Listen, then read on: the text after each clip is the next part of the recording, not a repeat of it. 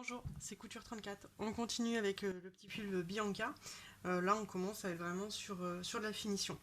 Donc, la première chose, c'est de surjeter le bas du vêtement et après, on va piquer en double aiguille. Donc, je vais vous expliquer ça.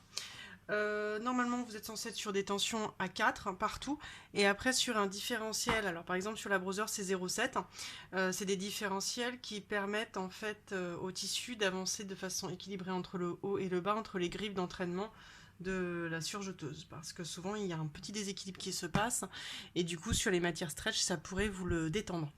Donc regardez votre notice pour voir s'il faut que vous montiez sur 2 ou que vous descendiez sur 0,7. En tout cas la brosseur on descend sur 0,7.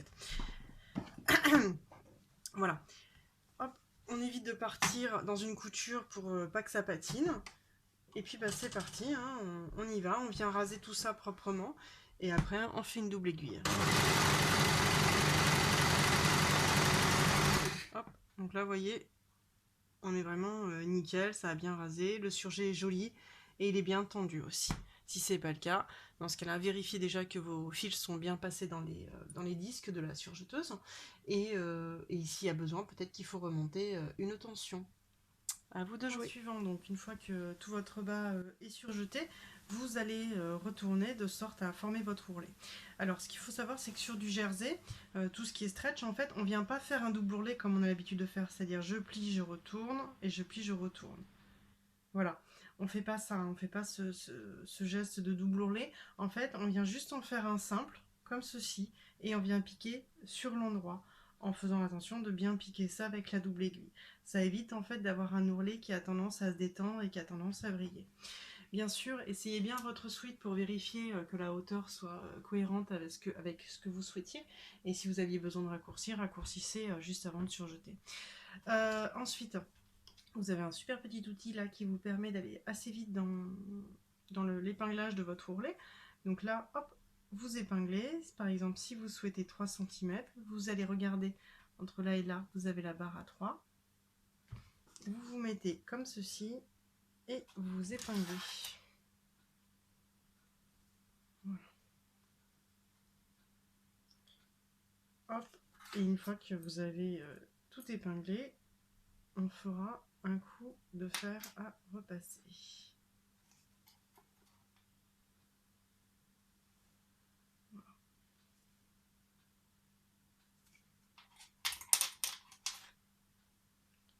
Allez, vous faites ça tout le long et puis vous venez repasser votre pliure et ensuite on va se préparer à la double aiguille. Voilà, donc là ça y est, votre ourlet il est prêt. Et ensuite ce que vous faites, c'est que vous venez repasser aussi un coup sur votre pâte. Vous voyez, la pâte elle est là.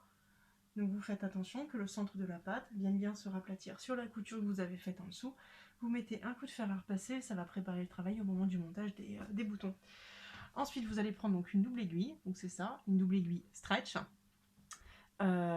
L'idée c'est quoi? C'est que ça vient vous faire 2 piqûres parallèles en une seule fois et que ça conserve bien l'élasticité du produit. Donc vous avez des histoires de largeur entre les aiguilles, vous avez des 2 mm, 3 mm, 4 mm, vous avez des tailles, vous avez des 70, 80, 90, 100, et vous en avez pour la maille, pour le jean, pour le chaînet de trame, etc. comme d'habitude. Donc en fait, c'est gradé comme habituellement.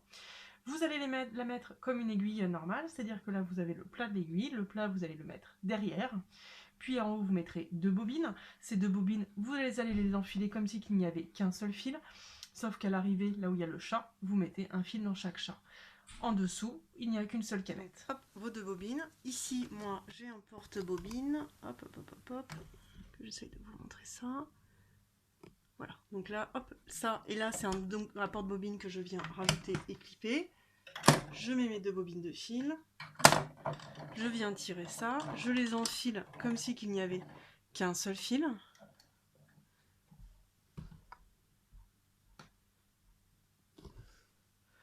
Hop, hop, hop. Ensuite, je mets mon aiguille, comme une aiguille normale avec le plat à l'arrière. Ensuite, je mets un fil dans chaque crochet et un fil dans chaque chat. Évidemment, Vous ne pouvez pas faire du zigzag avec cette double aiguille, sinon vous allez casser votre double aiguille qui va finir par taper sur le pied de biche. Hop.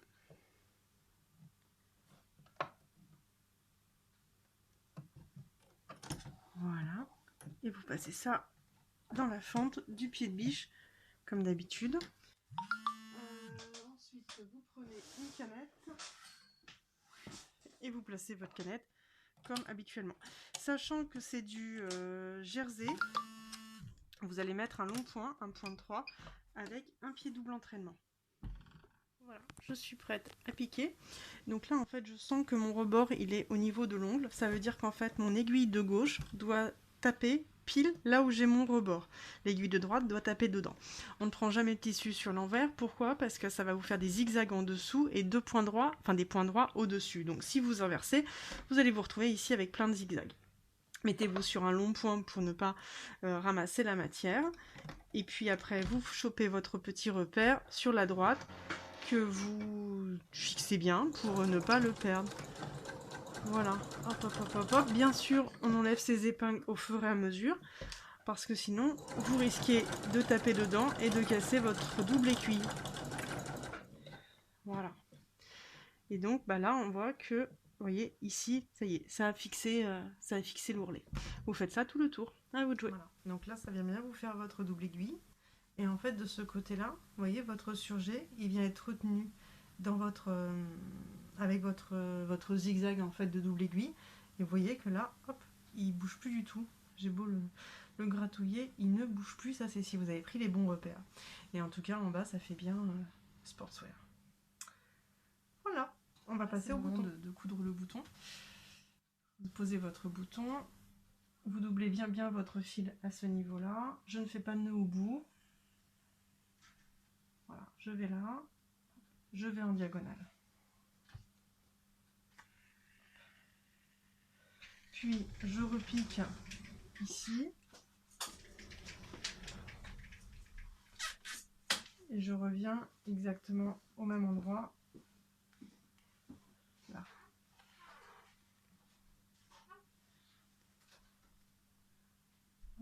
Je reviens là.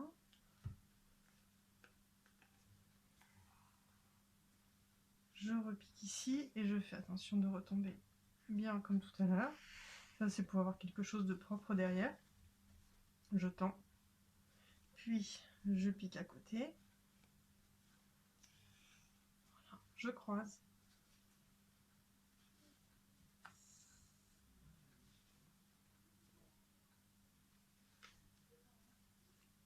Voilà. Je croise.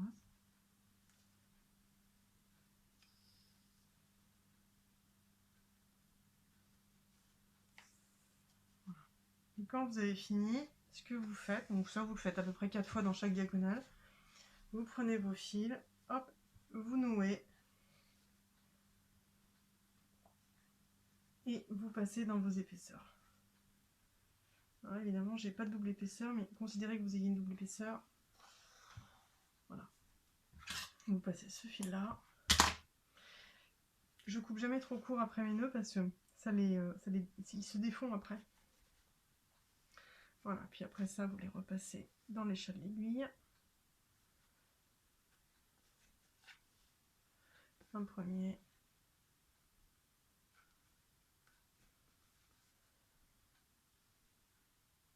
Puis un deuxième. Hop.